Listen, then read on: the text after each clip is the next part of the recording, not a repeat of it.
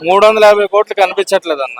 600 ticket work అన్న కాదు నా వరకు అయితే కాదు అవునని చెప్పలేను. బట్ కొన్ని సీన్స్ చెప్తున్నా కదా, ఇన్స్పిరేషనల్ మూవీ, మంచి సినిమా. అండ్ రామ్ చరణ్ గారిని చూసి ఇన్స్పైర్ సినిమా చూసి పక్కన పెడితే రామ్ చరణ్ గారు ఆయన డెడికేషన్ కి, ఆయన సినిమా కోసం పట్టిన కష్టానికి హ్యాట్స్ ఆఫ్ చెప్తూ ఆయన ఇన్స్పిరేషన్ గా తీసుకోవచ్చు.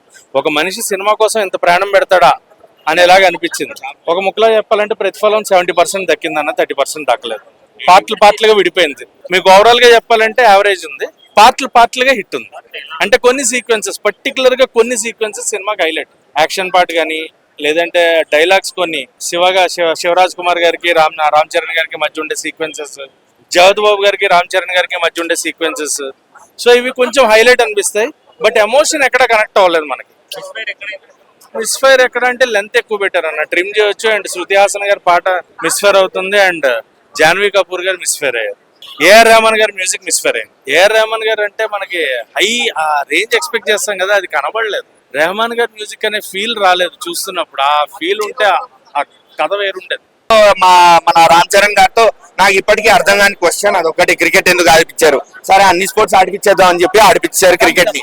ఆటే నా పొగరు అని చెప్పి చూపించారు. ఎందుకు అంటే సినిమాలో మేబీ ఇంకో డైలాగ్ అక్కడ ఇరక్కపోవచ్చు. ఎందుకంటే ఆయనకు పెద్ద బ్యాక్గ్రౌండ్ లేదు, ఇన్ఫ్లుయెన్స్ లేదు. రామ్ చరణ్ పెద్ద ఒక చిన్న కొండమూల ప్రాంతంలో ఒక పల్లెటూరు నుంచి వస్తాడు, స్పోర్ట్స్ ఆడతాడు కాబట్టి ఆ ఆటే నా పొగరు అనే డైలాగ్ చెప్పాడు.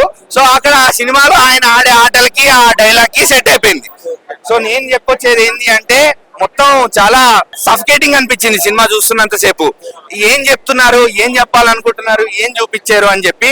బట్ ఇంపాక్ట్ అయితే మాత్రం ఓకే ఫైన్, సరే బానే ఉంది అన్నట్టు అనిపించింది. జగపతి బాబు గారి రోల్ జస్టిఫై కాలేదు, అంతా ఓకే అనిపించింది. ఆయన అరవింద సమేత వంశీ కుర్రపాటి గారు చెప్పి అరవింద సమేతలో జగపతి బాబు గారు గుర్తొస్తారన్నారు. కంపారిజనే లేదు ఆ రోల్ కి ఈ రోల్ కి. ఇంకొకటి జాన్వీ కపూర్ ని మీరు దేవరాలో చూసినా, ఈ సినిమాలో చూసినా, మీరు ఏ సినిమా చూస్తున్నారో కన్ఫ్యూజ్ అవుతారు ఫస్ట్. అలా ఉంది రోల్. ఐటమ్ సాంగ్ మాత్రం బాగుంది, బాగా ఎంజాయ్ చేసాం. ముందు నుంచే సాంగ్ మాకు బాగా ఎక్కేసింది. స్క్రీన్ ప్లే శివరాజ్ కుమార్ గారు ఉన్నంత సేపు మాత్రం చాలా బాగా చేశారు.